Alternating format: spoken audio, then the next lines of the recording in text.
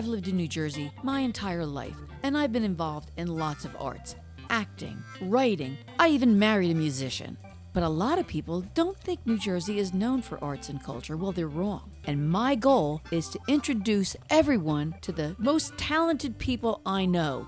They're singers, they're writers, they're musicians, they're actors, they're chefs, they're martial artists, they're everything you can imagine, and they're going to be on my show. Every one of them. Well, maybe not every one of them, but a lot of them. So they're in New Jersey, and maybe they're not so famous, but maybe they should be. I'm Lucille Sapio, and this is Not So Famous in New Jersey. Back in the day, Rutgers University was made up of several colleges: Douglas College, Rutgers College, Cook College, University College, and Livingston College. Eventually, they decided to combine most of them into just one university. So Livingston College, where I attended, only now exists as Livingston campus. But there is a Livingston Theater Company, which is really Rutgers' premier musical theater organization. And I was lucky enough to attend a recent performance and then interview some of the production staff. The individuals that I interviewed, who were all female and happened to be some of the best subjects I've ever interviewed, were Kyla Parkin, the director, Bonnie Terenzi, the co-choreographer, Anna Rehberg, who was the co-musical director, along with Emma Rentzel, and Alexa Garcia, the co-costumes manager. We had a great time during this interview, which took place during an alumni event, so the sound quality isn't the best, but I hope you enjoy it anyway. My name, again, is Lucille Sapio, and I have been an actor, too. I was in Midsummer Night's Dream here at Livingston College, which was, I think, in 74, maybe. I was 3. I've also done a lot of stage work, film, nothing that you've seen, murder mysteries, and I'm a playwright. I did a play called Sex and Garbage. Anybody wants to perform it, let me know. I won't even charge you. So now, as Rosemary said, I'm a podcaster, not so famous in New Jersey. I interview people in the arts. So I'm going to try to record this and maybe I can use it on my podcast. I saw the show last night, which was excellent, but I'm not going to have any spoilers, so don't worry. So if you haven't already seen it, I'm not going to tell you what happens. So the 4 people that I'm interviewing, Anna Rehberg, Bobby Terenzi, Bonnie? How come I have Bobby on here? Change your name. Kyla Parkin. Kayla Parkin and Shayna Harasti. Alexis standing in. And what is your job, Alexis? Costumes. Okay, good. So, I know, really good. I'm going to start with Kayla. Is that right? Yes. Okay. And we're going to switch between people, so get ready to jump up to the mic. So Kayla, do you come from a theatrical family? I do not come from a theatrical family. I am one of a kind in the Parkin household. Okay. So how and why did you get into theater? Yeah, so when I was growing up, as young girls do, I got thrown into ballet, and I just loved being under the lights. And then when soccer didn't work out and softball didn't work out and lacrosse and all of the sports, I found myself back under the lights in middle school, where I did shows like The Little Mermaid Jr. and Fiddler on the Roof Jr. And I knew that I wanted to keep going both on and off stage. So what other shows have you directed? I assistant directed Little Shop of Horrors over at Cabaret Theater on our Douglas campus. And I also directed Matilda Jr. Back in my hometown at a summer camp. Okay, Bonnie or Bobby, either one. So now before you develop a dance routine for a show like Beauty and the Beast, what things do you first need to determine? I look at how many people are in the cast, like what the costumes look like, especially for Beauty and the Beast. The costumes can be crazy. There's plates and clocks and candlesticks and a bunch of crazy things. So things like that, and then also just like, who am I working with? Am I working with people who have years and years of dance experience, or am I working with people who maybe dance is not their favorite thing in the world, and I just got to meet them where they are? Now, I want you to know I still have my Capezios from back in my hustle days. So if you need anybody, I'm available. But you were a dancer as well, right? Yes, I'm a dance major. So what skills have you learned as a dancer that have made you a good choreographer, assuming that you're a good choreographer? I've been choreographing since 7th grade, and I currently work at a dance studio. So working with all different ages and all different abilities and all of those kinds of things has been really something super fulfilling to do. And just, again, meeting people where they are and knowing that at the end of the day, like, I can create the craziest things in the world, but I'm not the one performing them. The people on stage are doing it. So if they're not comfortable and confident in what they're doing, then I haven't done my job right. Okay. So describe to me the best dance routine that you've seen, and then tell me how you would make it better. Oh my goodness. That's a crazy question. Yeah, I'm pretty crazy. Yeah. Like, my favorite dance I've ever seen, like, has to be the Rockettes. I love them to pieces. They are what made me realize that I wanted to be a dancer. That's why you had that Rockette scene in the show. I genuinely don't know how I would make that better. I think it's just an incredible experience, and I've gotten to see their Christmas show, I think 3 times now, and getting to bring, like, I brought my sister to go see them, and I brought my husband to go see them. So, like, getting to watch other people watch, dance, and fall in love with it is, I think, the best part of it. Great. Okay, Shayna. Shayna, did I get it right? Oh, yes. I'm sorry, what is your name again? Alexa. Alexa, you're Shayna tonight. So now, in high school, we did a production of The Glass Menagerie, and I was the wardrobe mistress, which is what they called us back in the day. So the most exciting part of my job was helping the leading man change his clothes. What's the most exciting thing about the job that you have? Oh my god. See, that's very relevant because the main job that I have, because there are 3 costume people a part of the show, and I'm just one of them. And so I guess my main job during the show is doing some of the quick changes. So I guess I would say my favorite part is like being behind the scenes, but the quick changes are so stressful. Yes. But once I get them, it's like, okay, I know I did a good job. Like, it's so satisfying in the Okay. end. So do you work with props also, or just costumes? Mostly costumes. Well, then you screwed up my questions. Okay. Did you design the costumes if you were involved in that? Did you rely on earlier productions? Or if you didn't do it, the people that did do it, did they have to rely on earlier productions to decide what costumes would be? Most of the costumes most of the elaborate costumes, like the wardrobes and the enchanted objects were rented.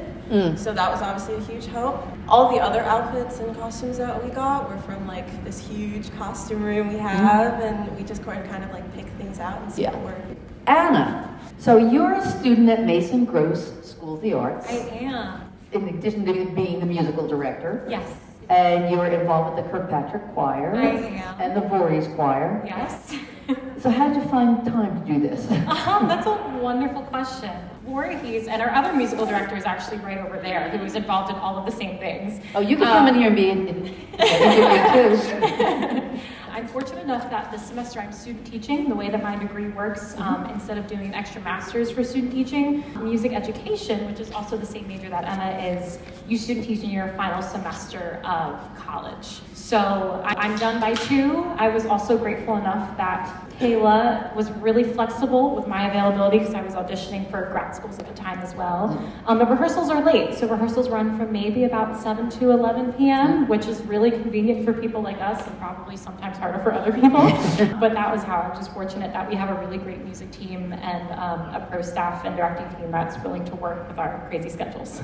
So Emma, since you're here, what do you feel are the 3 most important aspects of being a music director? Like Anna said, I am also a vocal music education major. This is my first time working with LTC, but I am conducting the pit orchestra, which has been really super exciting. I think that some of the most important aspects of great MDs that I've seen is flexibility, first of all. As educators, this is a really great experience for us because we have a lot of different types of learners in this atmosphere. So we're used to, in our degree, working with people who are going to school for music and they can sit down and read a score and all this kind of stuff, but we're actually able to work with people who maybe don't read sheet music and maybe learn better by hearing things. I think flexibility and awareness of the people who you're working with and what kind of the energy is in the room. I think that another thing is just really being kind and being considerate of the people around you. Today I got a call that one of our trumpet players broke his foot. And so I made like 6 different phone calls around the trumpets, and if you have a good enough reputation of being nice and, you know, considerate, there's enough people who will say, yeah, of course, I'll come by. Like, so I guess like trumpet players sometimes put their foot in their mouth so it would stop them from playing. Let me go back to Anna. So, have you worked as a musical director before? I have. This is my 3rd time music directing. So tell us about one job that went really well. Okay. And then tell us about one that went really badly. Oh, perfect. They were back to back. So my first one, as I was a junior, we did Hunchback. This was last fall, so fall 2022. It was my first time music directing. It wasn't my first time working with ensembles as someone who's involved with choir and music ed, but it was my first time being on this side of the table in the musical sense. So I had Michael Einiger, who is currently our music supervisor. He was my co-music director at the time. We worked really, really well together. We were able to have this back and forth. Hunchback was a very chorally involved score, so we had a separate choir and an ensemble, and that was really great to kind of dip my feet into both pools. The following show was Hair, and everything turned out really, really well in the end, but that was a very difficult process for me. It was a score I was completely unfamiliar with, and I was piano conducting at the same time. The circumstances in my life at that time were also making it difficult. Oh, college students with problems? But I'm very grateful for both experiences because I was able to take away so much from both. To have a process that went near perfectly to then be followed by a process where felt like I was struggling every 5 seconds, but it came together really well in the end. Okay, thank you. So, Bonnie, or Bobby, whatever. How important is it to integrate the storyline into the moves that you choreograph?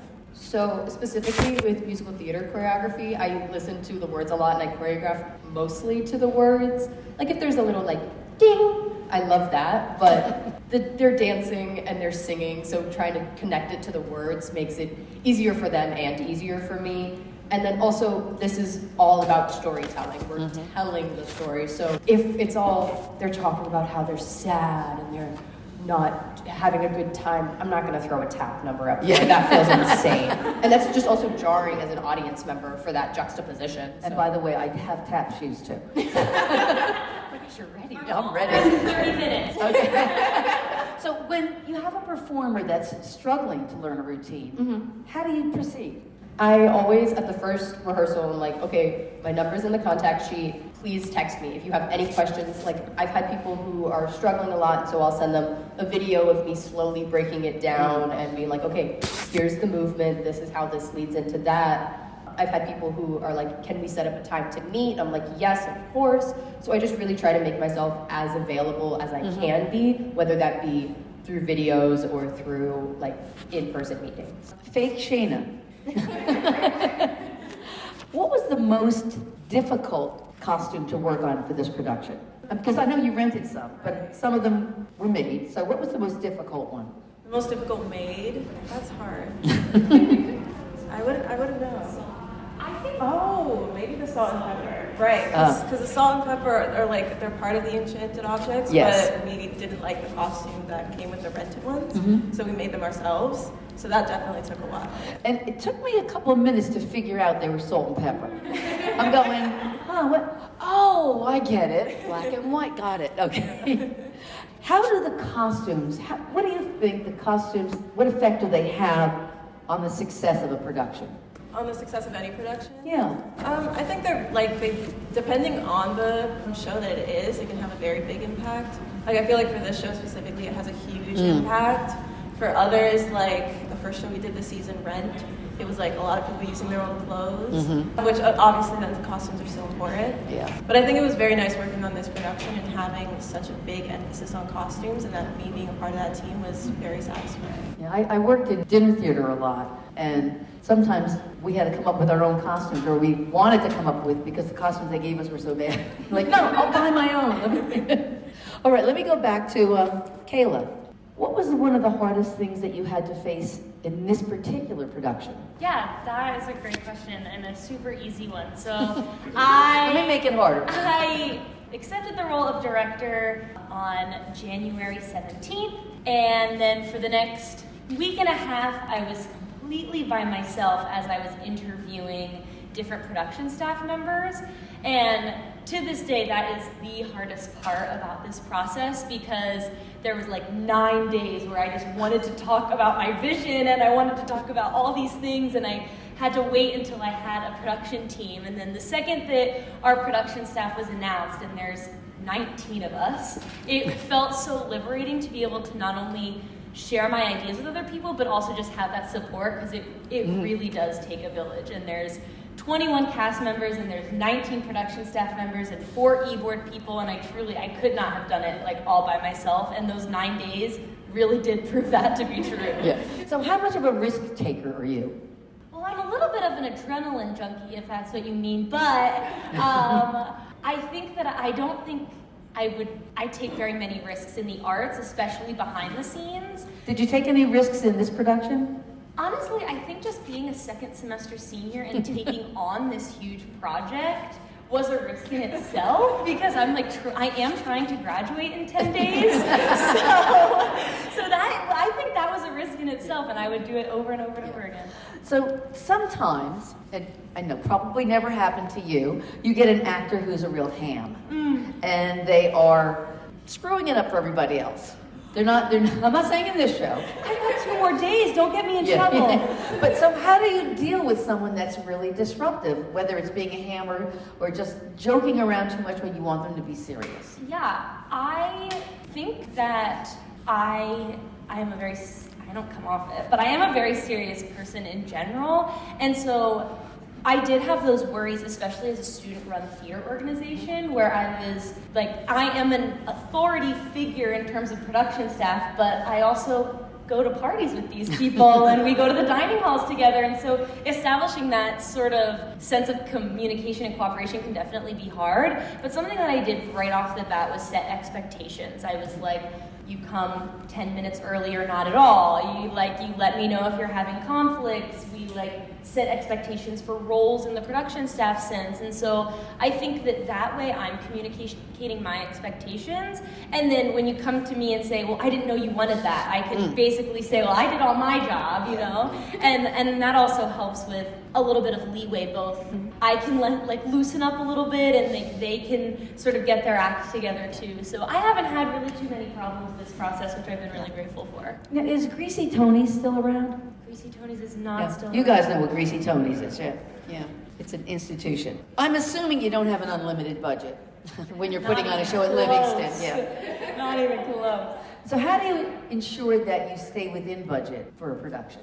Well, I do have the shopping addiction, so that was my biggest challenge. We have a really great business team that does keep us in line. Something that I was advocating a lot for during this process is fundraising, so that we could not only start with our base budget, but then push it a little bit here and there.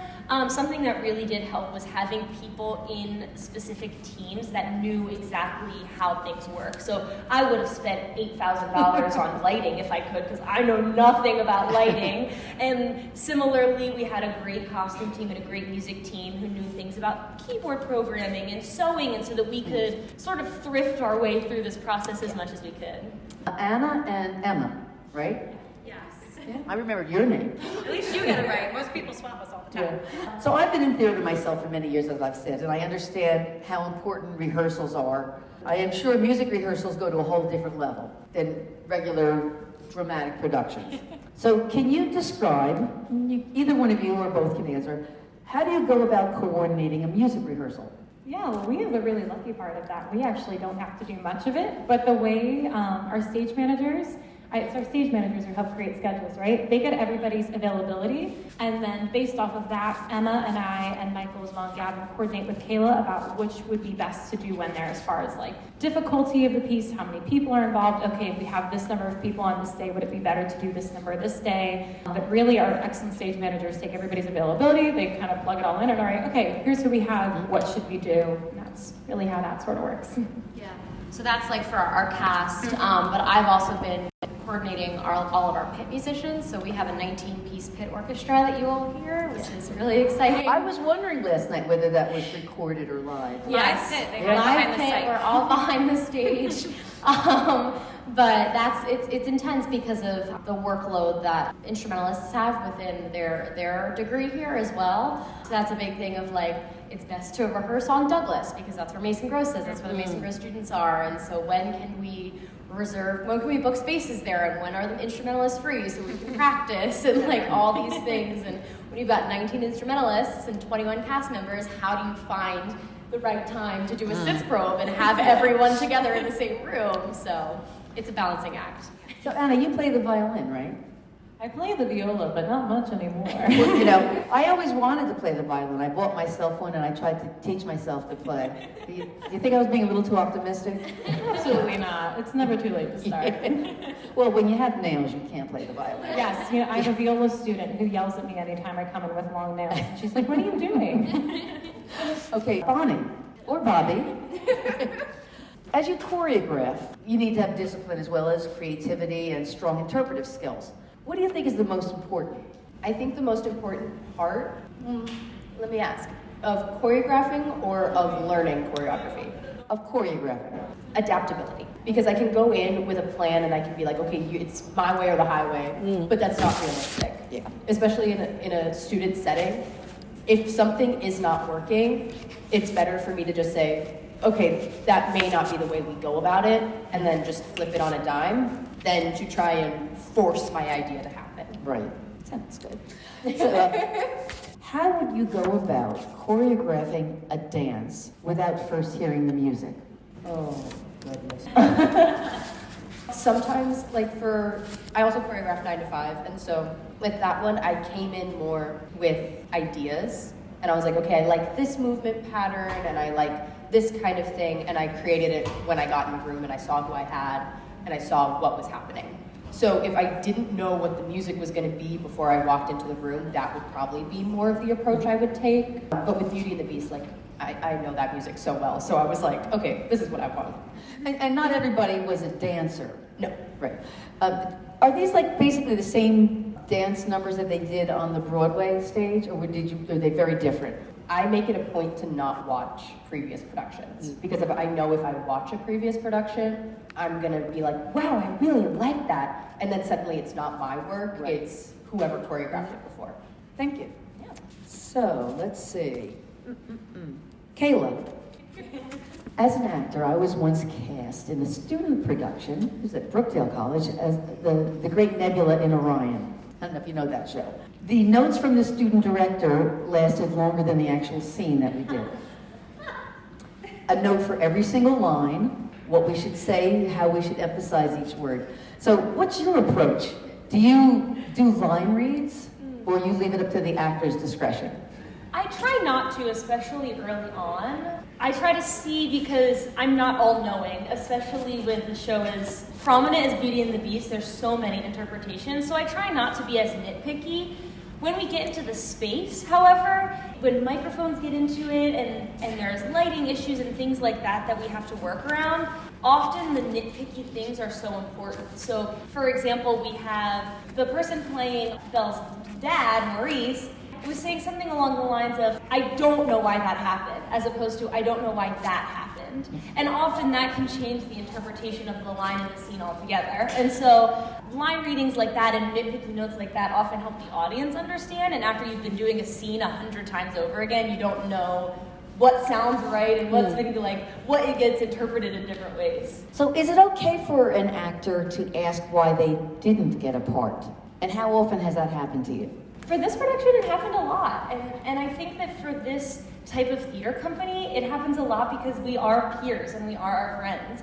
I think that it is completely understandable to want feedback. It's also hard because it's often just right place, right time. You never know when new freshmen are coming in or new members are joining that didn't have the skills last winter that do this winter. And so I think going about it in a respectful way is totally okay. Do we have a couple more minutes here, Rosemary? We're done, huh? Oh, I guess we're done. Thank you all so very much.